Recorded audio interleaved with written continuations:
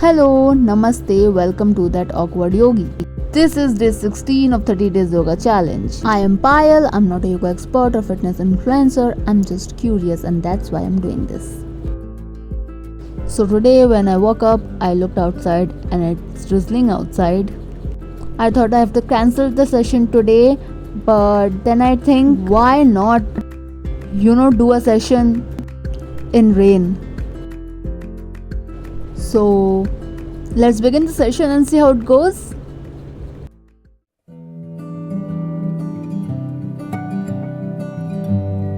It was an improvised session. I did some stretching and 10 Surya Namaskar.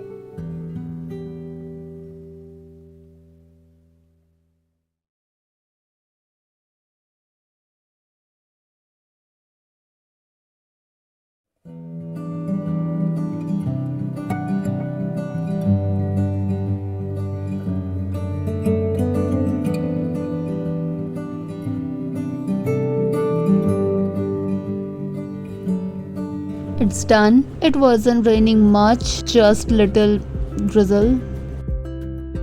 It was great, While doing the poses, I could feel the raindrops on my skin and on my mat.